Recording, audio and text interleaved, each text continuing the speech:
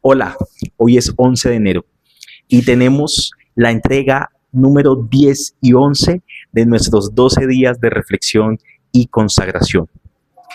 Creo fielmente que usted va a llegar o va a estar de acuerdo conmigo en la razón por la cual el día de ayer no hubo transmisión, y es que el capítulo 10, el capítulo 11 y aún el capítulo 12 hacen parte de la última visión que tuvo el profeta Daniel acerca de los últimos tiempos.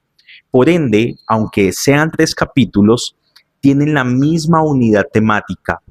Y cuando usted lea, digamos, simplemente el capítulo 10, usted va a notar que hace falta algo, que se ha cortado la idea. Y por supuesto, porque entendemos obviamente que los capítulos simplemente son un método pedagógico para nosotros poder leer mejor la palabra del Señor.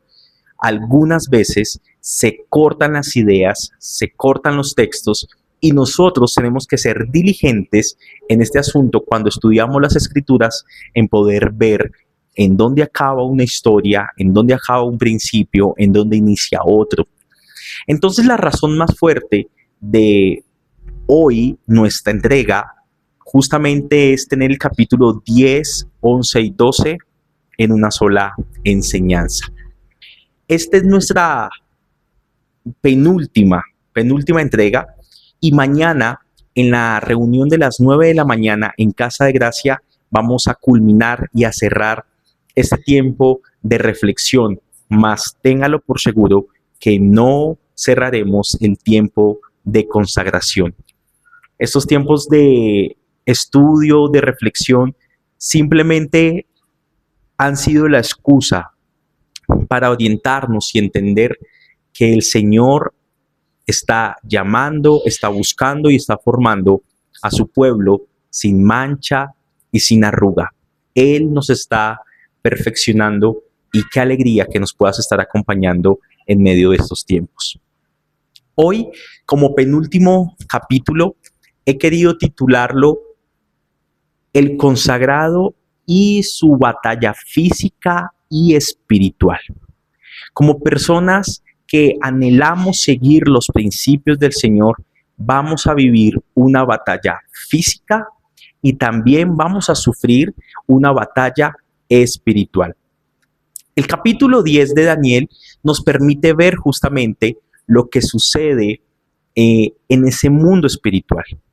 La guerra que hay entre ángeles y demonios, entre Satanás y la oposición que él ocasiona a los propósitos y a los planes del Señor.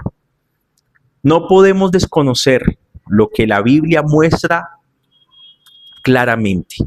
Nosotros, como hijos del Señor, debemos estar atentos a que sufriremos y tendremos que vivir una batalla espiritual, y que esa batalla espiritual va a influir en la batalla física y viceversa. La batalla física va a influenciar también en lo que sucede en el mundo espiritual. No podemos desconocer el mundo espiritual que nos acompaña. Dios es espíritu, dice la Escritura, y el Señor también anhela que los que le adoran lo hagan en espíritu y en verdad. Quiero leerles los primeros versículos del capítulo 10 de Daniel. En el tercer año del reinado de Ciro de Persia, Daniel tuvo una visión acerca de un gran ejército. El mensaje era verdadero, y Daniel, que también se llamaba Belsasar, pudo comprender su significado en la visión. En aquella ocasión yo, Daniel, pasé 3 semanas como si estuviese de luto. En todo ese tiempo no comí nada especial, ni probé carne ni vino, ni usé ningún perfume. El día 24 del mes primero, mientras me encontraba yo a la orilla del gran río Tigris, levanté los ojos y vi ante mí a un hombre vestido de lino con un cinturón del oro más refinado. Su cuerpo brillaba como el topacio y su rostro resplandecía como el relámpago.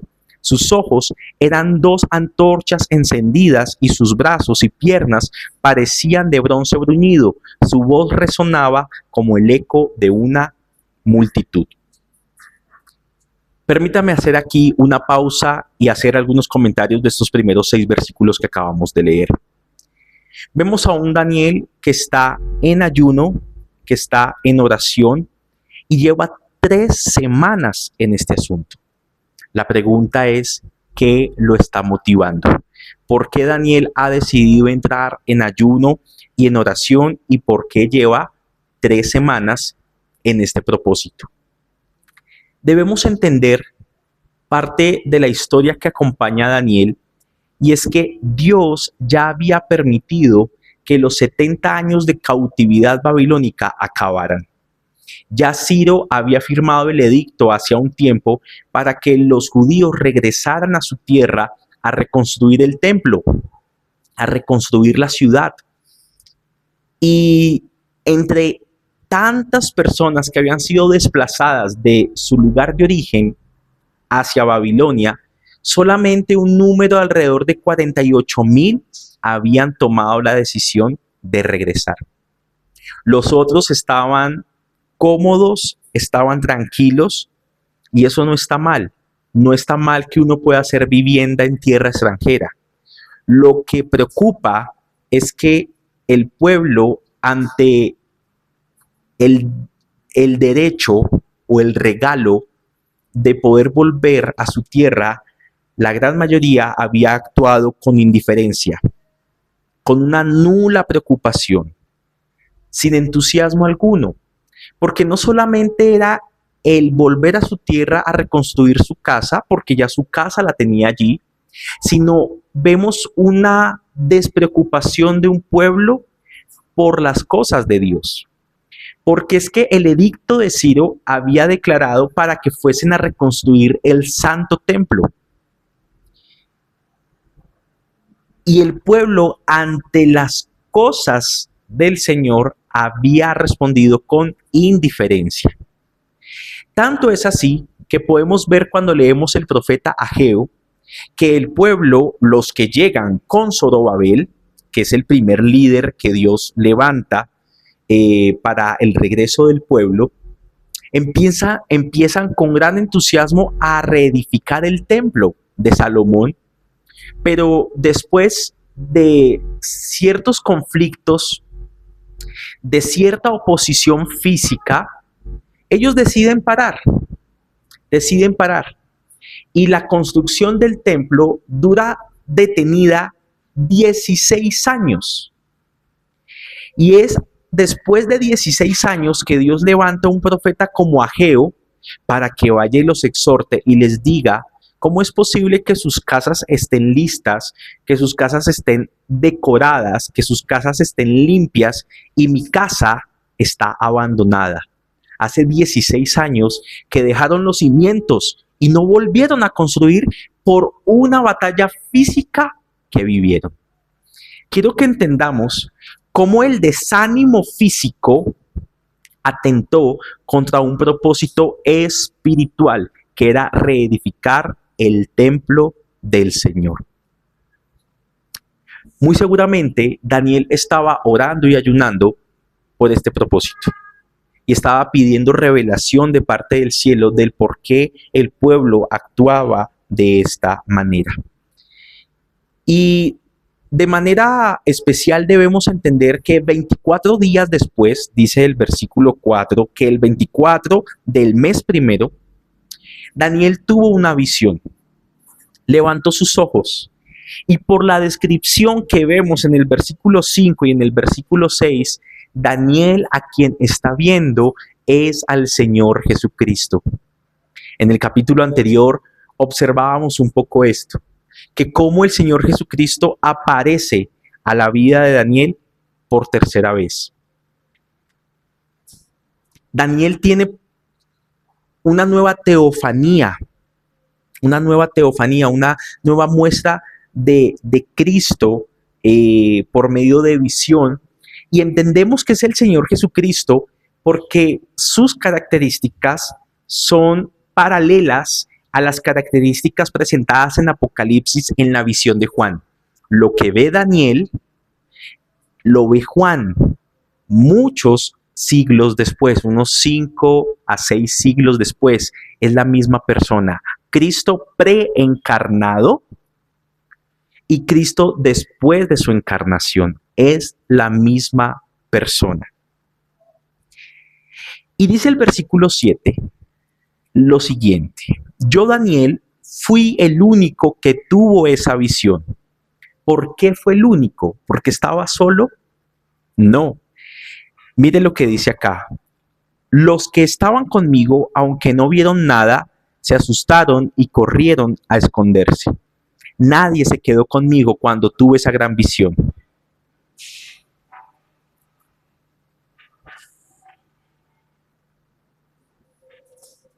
Daniel fue el único. Daniel fue el único que pudo ver a Cristo. Y Daniel fue el único que pudo escuchar a Gabriel, el ángel del Señor que venía con un mensaje. Los demás parece que algo sucedió. Se apoderó de ellos un gran temor, dice la Escritura, y huyeron simplemente.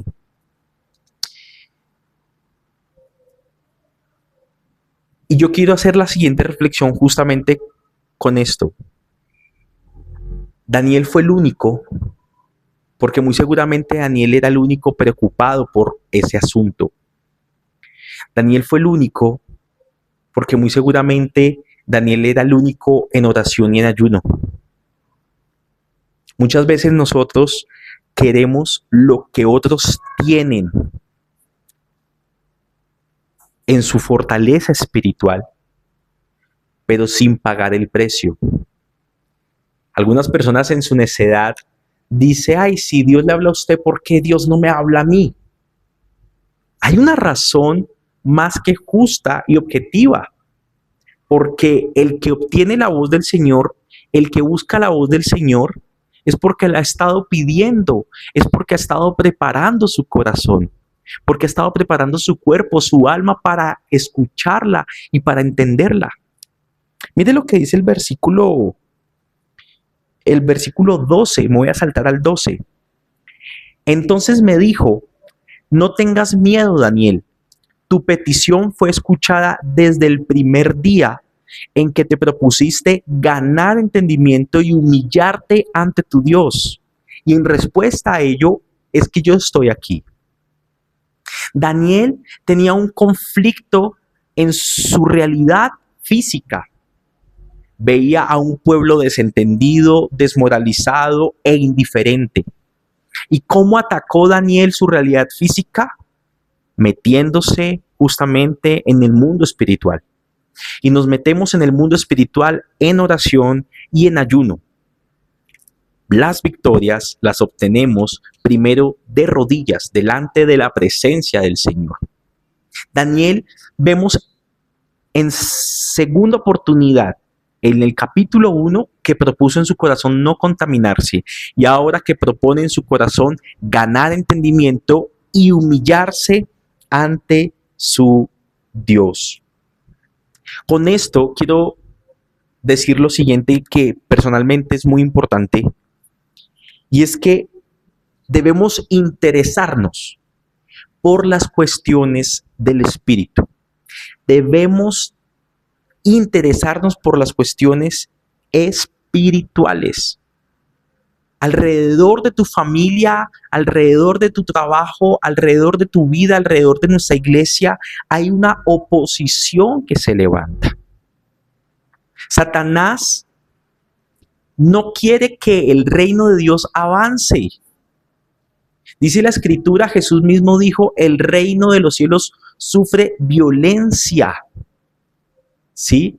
Las puertas del Hades quieren prevalecer contra el reino de Dios. No lo lograrán.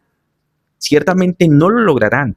Pero Satanás será el opositor número 1 para que el reino de Cristo avance. Contra viento y contra marea avanzamos, pero eso no significa que no tendremos oposición. Y ante esa oposición nos quedamos bracicruzados. Ante esa oposición no hay un pueblo levantado en ayuno y no hay un pueblo levantado en oración. No hay un pueblo con la propuesta en su corazón de ganar entendimiento de lo que está ocurriendo en sus días y no hay un pueblo que busque al Señor en humillarse y que el Señor venga y se muestre. Daniel pudo ver a Cristo. Cristo ha sido revelado. Tenemos una gracia especial sobre nosotros. No la desperdiciemos y no dejemos de lado que tenemos que librar una batalla en el área espiritual. Aquí hay algo interesante. Usted lee el capítulo 8 y el ángel dice: Daniel, desde que empezaste a orar, vino tu respuesta. Y vuelve a decirle lo mismo. Recordamos que Daniel era un hombre de oración y recordamos que una de las características de un hombre consagrado es un hombre que ora. Aquí nuevamente el mensajero le dice en el versículo 13 que desde el primer día había sido enviado él para responder su oración, pero tuvo una oposición por parte, como él lo llama, el príncipe de Persia, y luego menciona el príncipe de Grecia. Atentos acá. El mensajero no se está refiriendo al rey físico de Persia ni al rey físico de Grecia, porque en esta época todavía, digamos un ejemplo, Grecia no se había levantado como un imperio. Él se está refiriendo a potestades demoníacas nombradas de la misma manera: príncipe de Persia, príncipe de Grecia. Yo soy consciente que la palabra de Dios dice que las tinieblas y este mundo son gobernadas por Satanás. La palabra exactamente dice que este mundo es gobernado por el príncipe de las tinieblas. Y aunque Dios es el que pone y quita reyes, Satanás tiene influencia sobre aquellos que son autoridad a nivel civil, a nivel gubernamental. Por eso es que Pablo nos exhorta a que oremos por nuestros gobernantes. ¿Por qué? Porque ellos libran una batalla espiritual. Durante 21 días, les leo, el príncipe de Persia se me opuso, así que acudió a mi ayuda Miguel, el famoso arcángel Miguel, uno de los príncipes de primer rango, y me quedé allí con los reyes de Persia. Pero ahora he venido a explicarte lo que va a suceder con tu pueblo en el futuro, pues la visión tiene que ver con el porvenir. Este versículo es clave, porque entendemos que la visión que tiene el profeta Daniel es una visión directa para el pueblo de Israel. Aquí mismo dice: va a suceder con tu pueblo en el futuro. Cuando nosotros estudiamos escatología, que es el estudio sistemático del fin de los tiempos, podemos entender que Israel es un reloj profético. Si queremos entender en qué época estamos, tenemos que estar siempre pendiente de la palabra y justamente de lo que dice de Israel. Esto lo podemos ver en un futuro, cuando Dios nos permita establecer un curso de escatología o de profecía bíblica, cuando estudiemos Apocalipsis o algo así por el estilo, o cuando estudiemos a Daniel, justamente no con el principio de la consagración como lo hacemos en este momento, sino con otro principio, con otro propósito, puede ser con un propósito escatológico y mirar cada cosa en detalle. Y obtuvo oposición. La oración de Daniel había sido contestada y Satanás se opuso a la respuesta. Por eso es que el Señor dice sabiamente: no desmayen en la oración. Y yo quiero decirle algo poderoso. Para nosotros hay un tiempo entre orar y la respuesta de Dios. Pero podemos entender que el Señor dijo: pidan y recibirán. El Señor no deja ninguna oración sin respuesta. Nosotros hacemos un espacio entre la petición y la respuesta, pero para Dios no hay un espacio. Para Dios no hay un espacio. Toda oración que se hace, toda plegaria que se hace, Dios ha prometido responderla, escucharla desde el primer momento. Pero Dios dice, es tu responsabilidad no desmayar, no desmayar. Dice aquí, sigo leyendo, mientras aquel hombre me decía esto, yo me incliné de cara al suelo y guardé silencio. Entonces alguien con aspecto humano me tocó los labios y yo los abrí y comencé a hablar y le dije a quien había estado hablando conmigo, Señor, por causa de esta visión me siento muy angustiado y sin fuerzas. ¿Cómo es posible que yo, que soy tu siervo, hable contigo? Las fuerzas me han abandonado y apenas puedo respirar. Mire lo que pasa con Daniel, que es un hombre consagrado al Señor. Al ver la presencia del Señor, no podía sostenerse en pie. Él lo explica como que me abandonaron las fuerzas y necesita que sea fortalecido por el Señor. Dice el versículo 18, una vez más el de aspecto humano me tocó y me infundió fuerzas, al tiempo que me decía, la paz sea contigo, hombre altamente estimado. Cobra ánimo y no tengas miedo. Mientras él me hablaba, yo fui recobrando el ánimo y le dije, ya que me has reanimado, háblame, Señor. Y me dijo, ¿sabes por qué he venido a verte? Pues porque debo volver a pelear contra el príncipe de Persia y cuando termine de luchar con él, hará su aparición el príncipe de Grecia. Pero antes de eso, te diré lo que está escrito en el libro de la verdad.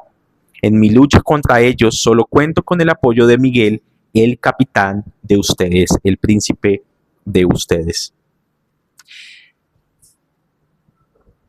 Dios ha declarado que los ángeles son siervos, son ministros para nuestro cuidado y nuestra protección. Quiero leerles Hebreos, ya que estamos hablando de este mundo espiritual, de esta batalla espiritual.